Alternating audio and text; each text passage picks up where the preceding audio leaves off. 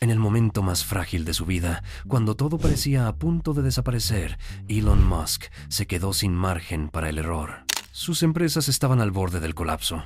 El dinero casi se había agotado. Su vida personal se desmoronaba y el mundo observaba, esperando su caída. Un último lanzamiento. Un último intento. Si fallaba, no habría red, ni rescate, ni segunda oportunidad. Todo terminaría ahí. Hasta ese instante, Musk había vivido empujado por una obsesión constante. Escapar de los límites, del fracaso, de un mundo que siempre le resultó estrecho. Había apostado su fortuna, su tiempo y su estabilidad emocional a una idea que muchos consideraban una locura. Pero aquella noche entendió algo distinto, que no podía controlar el resultado, que incluso la voluntad más extrema tiene un punto de quiebre, y que el futuro que quería construir podía exigirle algo más que genio. Podía exigirle perderlo todo. Ese momento no lo volvió más prudente, lo redefinió. Desde entonces, cada decisión estuvo marcada por una certeza silenciosa. Cuando no hay nada que perder, el miedo deja de ser un freno. Esta no es la historia de un empresario exitoso. Es la historia de un hombre que llegó al borde del abismo y decidió saltar cuando ya no quedaba suelo detrás. Antes de los cohetes, antes de los autos eléctricos, antes del ruido del mundo, existió un niño que aprendió muy pronto una lección silenciosa. Encajar duele. Elon Musk creció sintiéndose fuera de lugar, no porque quisiera ser distinto, sino porque su mente iba más rápido que el entorno que lo rodeaba. Mientras otros niños aprendían a pertenecer, él aprendía a refugiarse en los libros, en las ideas, en mundos que no lo golpeaban por ser diferente. La escuela no fue un refugio, fue un campo de fricción constante, burlas, aislamiento, episodios de violencia que no se olvidan, porque no solo duelen en el cuerpo, sino en la identidad. Cada golpe no solo marcaba la piel, marcaba una conclusión interna. Este mundo no está diseñado para mí. Ahí nace la obsesión, no como ambición, sino como defensa. Leer durante horas no era curiosidad intelectual, era escape. Pensar en sistemas, máquinas y futuros no era fantasía, era supervivencia. Cuando la realidad se vuelve hostil, la mente construye salidas. Esa es la herida original. Musk no empieza queriendo éxito, dinero o reconocimiento. Empieza queriendo control. Control frente al caos, control frente al dolor, control frente a un entorno que parecía arbitrario e injusto. Si el mundo no tiene sentido, entonces hay que rediseñarlo. Mientras otros niños aprendían reglas sociales, él aprendía algo distinto: que la soledad puede convertirse en un laboratorio, que el aislamiento puede afilar la mente, que imaginar futuros lejanos es una forma de soportar un presente incómodo. Esta parte no trata de genialidad, trata de desconexión, de un niño que no encontraba su lugar y que sin saberlo empezó a construir uno que todavía no existía. Porque cuando no encajas en el mundo, tienes dos opciones: romperte o intentar crear otro. Y esa decisión silenciosa, tomada mucho antes de cualquier empresa, es la semilla de todo lo que vendrá. La huida no siempre es cobardía, a veces es instinto. Para Elon Musk, abandonar Sudáfrica no fue una aventura ni una promesa de éxito, fue una necesidad física. Salir significaba respirar. Quedarse significaba estancarse en un entorno que ya le había enseñado una y otra vez que no había lugar para él. Irse implicó romper con todo lo conocido. Familia, contexto, certezas mínimas. No hubo una red de seguridad invisible esperando del otro lado. Hubo frío, precariedad y una sensación constante de extranjería. Musk no llegó a Norteamérica como un prodigio admirado, llegó como alguien dispuesto a aguantar. Aquí aparece una emoción nueva, más áspera que la soledad infantil. Hambre. Hambre de moverse, hambre de demostrar que escapar no había sido un error, hambre de construir una identidad lejos de un pasado que pesaba demasiado. La tecnología se convierte entonces en obsesión total, no como hobby, sino como lenguaje. Programar no era aprender una habilidad, era encontrar un sistema donde las reglas fueran claras y justas. Un mundo donde el resultado dependía del esfuerzo, no de la arbitrariedad social. Musk empieza a vivir en un patrón que se repetirá toda su vida, todo o nada. trabajos mal pagados, jornadas interminables, estudios combinados con sacrificios extremos. No porque buscara heroicidad, sino porque no concebía otra forma de avanzar. La comodidad nunca fue una opción real. Aquí nace el Musk, que apostará siempre sin red. El que no diversifica emocionalmente. El que pone toda su identidad en una sola dirección y empuja hasta que algo cede. El sistema o él. Todavía no hay grandeza. No hay visión global ni promesas de cambiar el mundo. Solo hay una certeza silenciosa. Volver atrás no es posible. Cuando alguien huye de verdad, no deja una puerta abierta. La quema. Esta parte marca la decisión irreversible. No el inicio del éxito, sino el inicio del riesgo permanente. El momento en que la supervivencia se transforma en obsesión y la obsesión en método.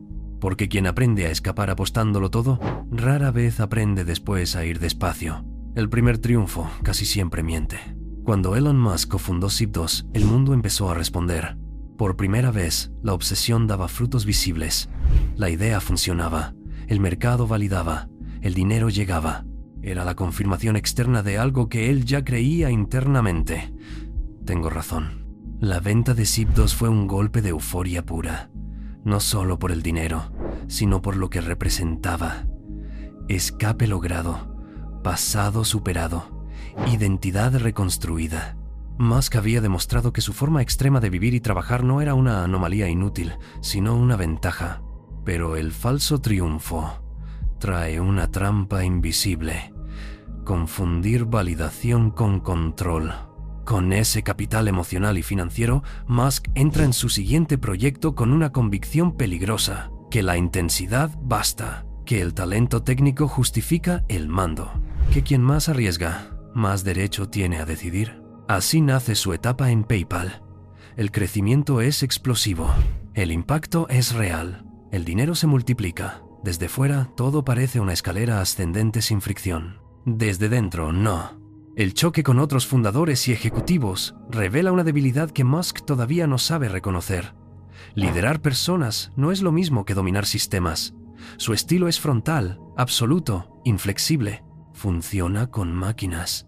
Con humanos genera resistencia. Y entonces ocurre el golpe que no esperaba. Mientras el proyecto prospera, él pierde el control. Es apartado del poder en la empresa que ayudó a construir. No es un fracaso financiero, es algo más profundo. Una herida al ego. El mensaje implícito es devastador para alguien como él. Tu visión es valiosa, pero tú no eres indispensable.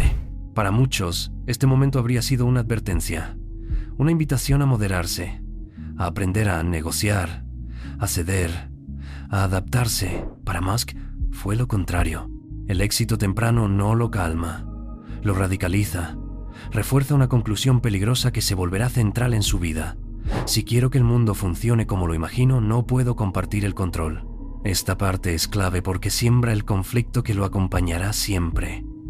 El dinero no le dio paz, le dio combustible, y la pérdida del poder no lo volvió prudente, lo volvió más extremo. El falso triunfo termina aquí. Lo que viene después ya no será una búsqueda de validación, sino una cruzada por dominio absoluto. Hay un momento en que el dinero deja de ser seguridad y se convierte en prueba. Después de PayPal, Elon Musk tenía algo que la mayoría jamás consigue: libertad financiera total. Podía retirarse joven, invertir con cautela, vivir cómodo. Eligió lo contrario. Musk miró el mundo y no vio oportunidades razonables. Vio fallas estructurales. El espacio dependía de gobiernos lentos, el transporte seguía atado al petróleo, la energía avanzaba sin urgencia. Para casi todos, esos problemas eran demasiado grandes. Para él, eran personales. Así nacen SpaceX y Tesla, no como apuestas diversificadas, sino como actos de fe concentrada. Cohetes privados cuando ni siquiera las agencias estatales lograban reducir costos. Autos eléctricos cuando el mercado los consideraba juguetes caros e inviables. Energía limpia cuando la rentabilidad parecía lejana. Desde fuera, la decisión parecía irresponsable. Desde dentro, era coherente con su psicología. Si el mundo no se mueve, hay que empujarlo. Aquí ocurre el verdadero punto de no retorno. Musk no invierte una parte de su fortuna, invierte su identidad completa. Cada proyecto absorbe tiempo, dinero, reputación y salud. No hay plan alternativo. No hay salida elegante. Si falla, no cae una empresa, cae él. Este no es el Musk empresario calculador, es el Musk creyente. Cree que los problemas correctos merecen sacrificios extremos.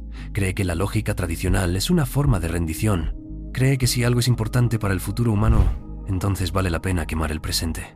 El vértigo no viene solo del riesgo financiero. Viene de entender que ya no compite contra otras empresas, sino contra la inercia del mundo, contra industrias enteras, contra décadas de escepticismo. En este punto, el espectador entiende algo crucial. Esto no es racionalidad empresarial clásica, no es optimización, no es prudencia, es fe aplicada a ingeniería. Y cuando alguien cruza esa línea, ya no mide el éxito solo en ganancias, lo mide en supervivencia. O el futuro cambia, o él se rompe intentándolo. Toda fe, llevada al límite, exige un precio, y este fue el momento de pagar. Para Elon Musk, el mundo que había intentado desafiar respondió con brutalidad. SpaceX fallaba una y otra vez, cohetes que no alcanzaban órbita, pruebas que terminaban en fuego y silencio. Cada intento consumía millones, credibilidad y esperanza. Cada error era público, grabado, amplificado. Al mismo tiempo, Tesla se desangraba. Retrasos de producción, costos descontrolados, inversores nerviosos, empleados agotados.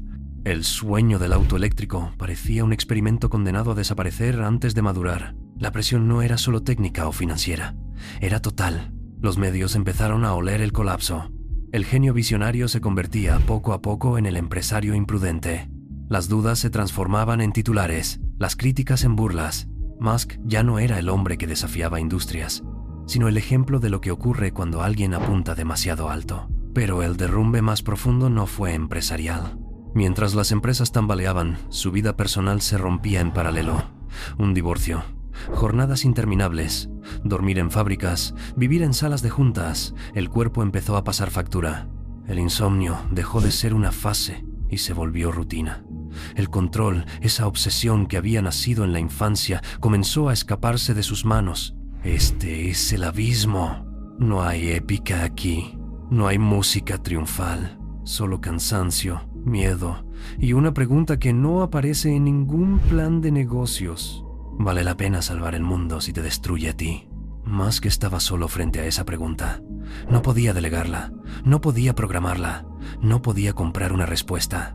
Si los próximos intentos fallaban, todo terminaba. Fortuna, reputación, visión. No quedaba una red invisible esperando abajo. En este punto, el espectador entiende algo esencial. El riesgo no era parte del camino. El riesgo era el camino. Y el precio no se pagaba en dinero, sino en estabilidad mental, relaciones y sentido de identidad. Aquí no hay héroe, solo un hombre exhausto sosteniendo una visión demasiado grande para una sola vida. Y cuando alguien llega tan lejos, solo quedan dos opciones: rendirse o apostar la última parte de sí mismo. No todas las decisiones se toman con calma. Algunas se toman con el cuerpo agotado, la mente al límite y el reloj en contra. Para Elon Musk, este era ese momento. Después de una cadena de fracasos visibles y costosos, SpaceX se encontraba frente a su último intento. No quedaban fondos, no quedaban inversionistas dispuestos a esperar, no quedaban segundas oportunidades escondidas en algún cajón. Si este lanzamiento fallaba, la historia terminaba ahí. No habría comunicado inspirador, no habría reinvención elegante, solo silencio. El ambiente era irreal. Ingenieros exhaustos, equipos que ya habían dado todo lo que podían dar. Musk no estaba actuando como un director ejecutivo distante. Estaba ahí, absorbido por cada detalle, consciente de que no estaba defendiendo una empresa, sino su identidad completa. El cohete se eleva. Durante unos instantes, todo parece repetir el patrón conocido: tensión, espera, miedo. Cada segundo se estira como si el tiempo dudara. Y entonces ocurre. El lanzamiento funciona. El cohete alcanza su objetivo. La misión se completa. No hay celebración inmediata. Primero hay incredulidad, luego silencio, y después Una liberación que no se parece a la alegría, sino al alivio de quien vuelve a respirar después de casi ahogarse.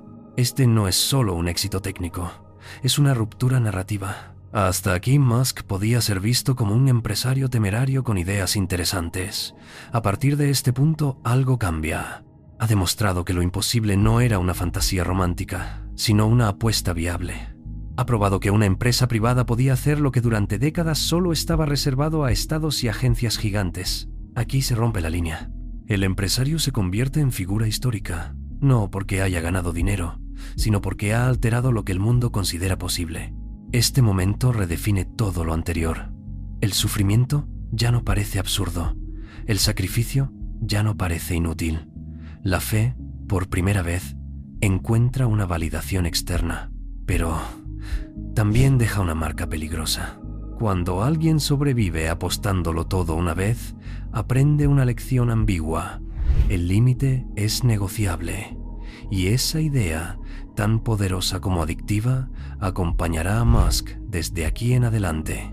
La última bala no solo salvó a SpaceX, reescribió la historia personal de Elon Musk. Y cuando una persona descubre que puede doblar el destino en el último segundo, rara vez vuelve a vivir con moderación.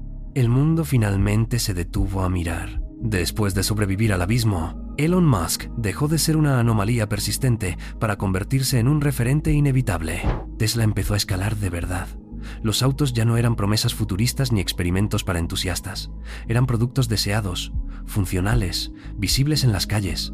La transición eléctrica dejaba de ser un discurso y se volvía una realidad incómoda para toda una industria. Al mismo tiempo, SpaceX no solo sobrevivía, dominaba. Cohetes reutilizables, costos reducidos, lanzamientos frecuentes. Donde antes había monopolios lentos, ahora había velocidad, iteración y resultados. El espacio dejaba de ser un templo inaccesible y se convertía en infraestructura. El asombro era real.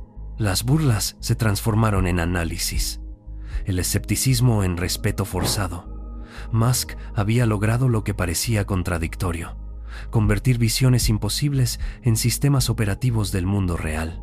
Pero esta no es una historia de victoria limpia. El costo humano empieza a hacerse visible. Jornadas extremas, exigencias absolutas, una cultura de presión constante. Musk no suaviza su carácter con el éxito, lo expone. Gana poder, pero pierde filtros. Dice lo que piensa, exige lo que imagina. Empuja a otros como se empuja a sí mismo, sin medir siempre las consecuencias. Aquí aparece una tensión nueva. El mismo rasgo que lo llevó a construir imposibles empieza a generar fricción. Su intolerancia al ritmo lento, a la duda, al error humano choca con organizaciones cada vez más grandes y complejas. Lo que funcionaba en el caos inicial se vuelve abrasivo en la escala. El ascenso no lo vuelve más prudente, lo vuelve más visible. Y cuando alguien así se vuelve visible, cada gesto pesa más, cada palabra resuena más, cada exceso se amplifica. Esta parte no celebra, observa. Musk ha cambiado industrias enteras. Ha demostrado que la inercia puede romperse, pero también ha mostrado que el precio de empujar el futuro con tanta fuerza es vivir siempre al borde del conflicto. El constructor de imposibles existe, pero también el hombre que ya no sabe o no quiere bajar la intensidad. Y cuando el poder se acumula más rápido que los límites, el siguiente acto nunca es tranquilo. Cuando alguien empuja el futuro durante demasiado tiempo, el mundo empieza a resistirse. Para Elon Musk, esta etapa no llega como sorpresa, sino como consecuencia. El mismo carácter que le permitió romper industrias ahora choca frontalmente con gobiernos, reguladores, medios y empleados. La fricción deja de ser técnica. Se vuelve política, social y moral. La compra y transformación de X expone esta tensión de forma brutal. Musk ya no solo construye productos, controla una plaza pública global. Cada decisión amplifica su voz. Cada declaración se convierte en noticia. Cada impulso tiene consecuencias inmediatas. Aquí el héroe se vuelve incómodo. Sus mensajes directos, sin filtros, rompen con la comunicación corporativa tradicional. Para algunos es valentía, para otros irresponsabilidad. Musk no intenta agradar, tampoco intenta explicar. Actúa como si el conflicto fuera una herramienta más, un modo de acelerar conversaciones que, según él, avanzan demasiado lento. Los choques con gobiernos se intensifican. Regulaciones, sanciones, advertencias. Musk responde con desafío. no con diplomacia. Con empleados ocurre algo similar. Exige lealtad absoluta, resistencia extrema, alineación total con su visión. Quien no puede seguir el ritmo, queda atrás. La polarización se vuelve inevitable. Para una parte del mundo, Musk sigue siendo un visionario incomprendido, atacado por desafiar intereses establecidos. Para otra, se transforma en alguien que confunde libertad con impulsividad, poder con derecho, visión con capricho. La narrativa ya no es sobre innovación, es sobre carácter. Aquí ocurre un giro importante. El conflicto ya no está entre Musk y la imposibilidad técnica, sino entre Musk y el tejido mismo de la sociedad moderna.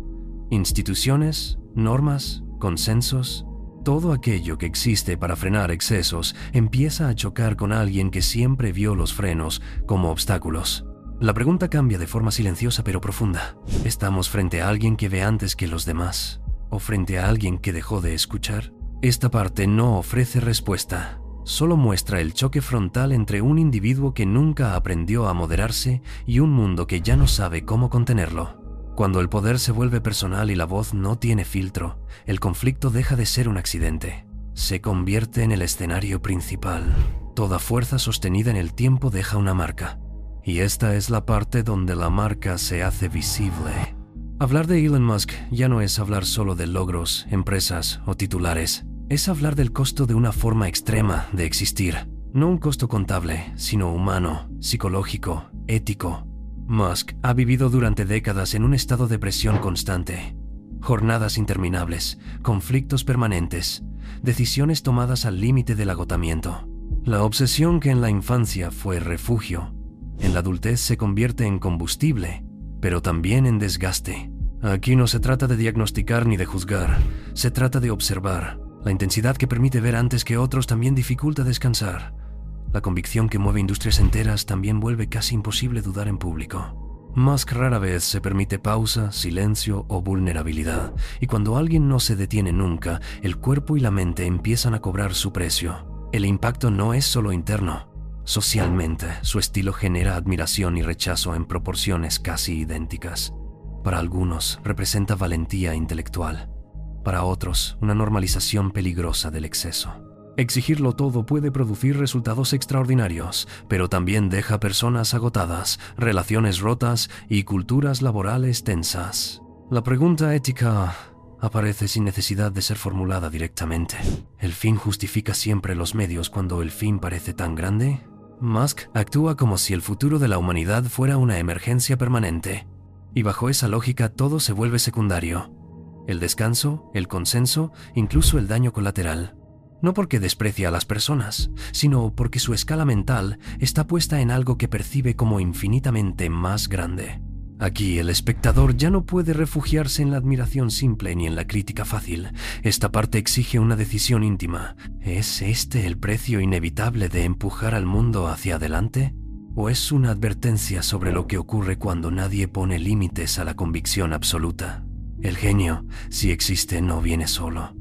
Viene acompañado de sombras proporcionales a su alcance, y la factura no siempre llega de golpe. A veces se paga lentamente, en forma de cansancio acumulado, aislamiento emocional y conflicto constante. Esta parte no absuelve ni condena, coloca el espejo, porque entender a Musk ya no es preguntarse qué ha logrado, sino qué ha tenido que sacrificar para lograrlo. Y esa respuesta, inevitablemente, dice tanto del espectador como del hombre que observa.